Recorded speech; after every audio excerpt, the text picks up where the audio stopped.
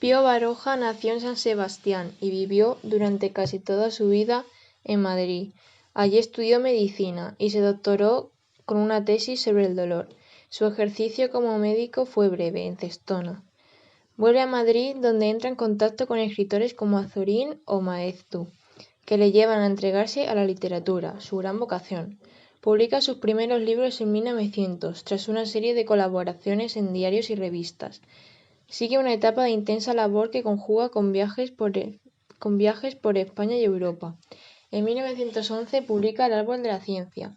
Hasta entonces había publicado ya, además de cuentos, artículos y ensayos, 17 novelas que constituyen lo más importante de su producción. Su fama se consolida y su vida se consagra a escribir, volviéndose cada vez más sedentaria. En 1935 ingresa en la Real Academia.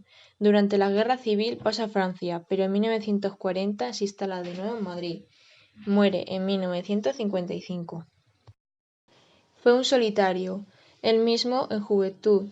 Egolatría se incluye entre quienes están en cierto modo enfermos por tener más sensibilidad de la necesaria. Más adelante insiste en esto desde otro ángulo.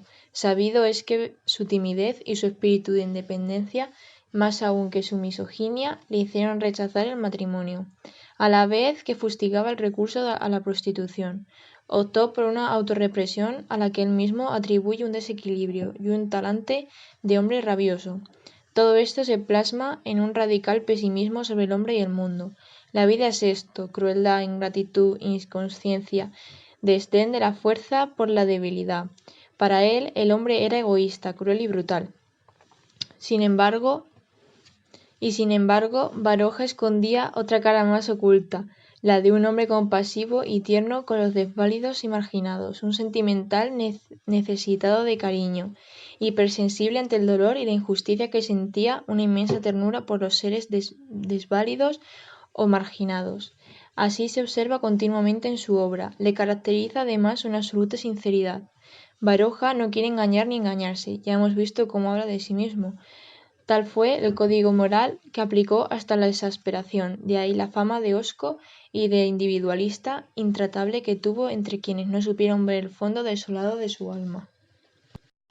La ideología de Baroja hay que considerarla de forma inseparable de su temperamento. Las ideas sobre el hombre y el mundo que se desprenden de sus obras se inscriben a la perfección a la línea del pesimismo existencial.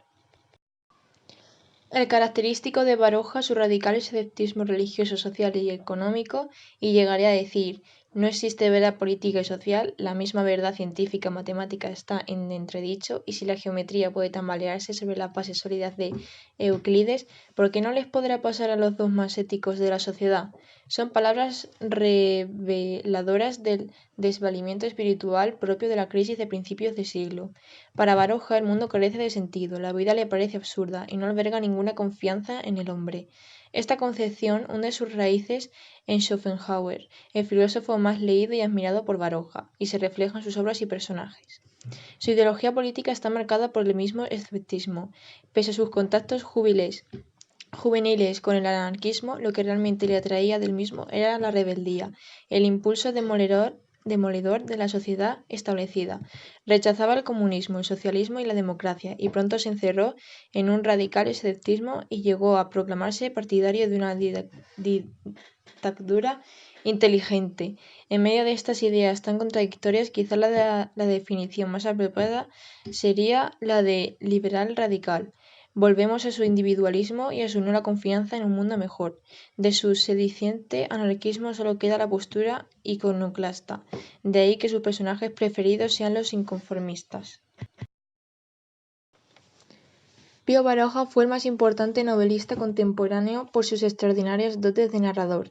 Su influencia posterior ha sido enorme y los novelistas de la posguerra siempre le reconocieron como su maestro. Fue un escritor fecundísimo. Sus novelas son más de 60. Él mismo agrupó muchas de sus novelas en trilogías, 34, pero estas clasificaciones, con alguna excepción, frecuentemente carecen de relación entre las obras que las integran. Hay que destacar las distintas trilogías. Tierra Vasca, formada por la Casa de Aizgorri, 1900, El mayorazgo de Labraz, 1903, y Zalacaín, el aventurero, 1909. Esta última es un ejemplo de la novela de acción de Baroja. Narra animada y ágilmente la vida del vasco Martín Zalacaín, su infancia y aprendizaje para la vida, las trepidantes aventuras del contrabandista, su antagonismo con Arcos o Ando, el amor y la muerte trágica, todavía joven, y el halo de héroe popular creado en entorno suyo. Luego está La raza, allá pertenece el árbol de la ciencia, la dama errante y la ciudad de la niebla. El árbol de la ciencia es una novela típicamente noventaochista en cuanto refleja la crisis existencialista vital del inaptado protagonista, Andrés Hurtado, sus disquisiciones pesimistas, las dolorosas experiencias que le conducen al suicidio, le dan pie a Baroja para realizar una feroz crítica de la sociedad española de su tiempo. En esta novela hay abundantes aspectos de la vida del propio Baroja.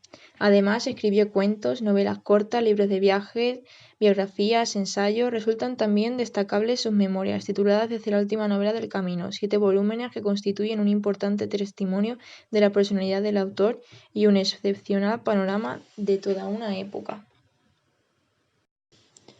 La lucha por la vida, La busca, 1904, Mala hierba, 1904 y Aurora roja, 1905.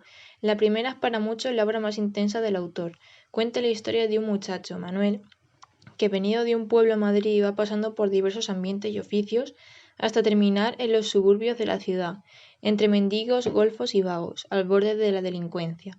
Baroja, con intención social testimonial, pinta descarnada y sombríamente las clases medias bajas y particularmente los estratos más miserables de la sociedad madrileña de finales y comienzos del siglo, cuadros de ambiente, tipos de toda calaña, pícaros, prostitutas, criminales, proletarios, la mendicidad y la miseria y en medio Manuel, que por su falta de voluntad y por la total desorganización social se va degradando cada vez más, aunque no definitivamente en la difícil lucha por la vida.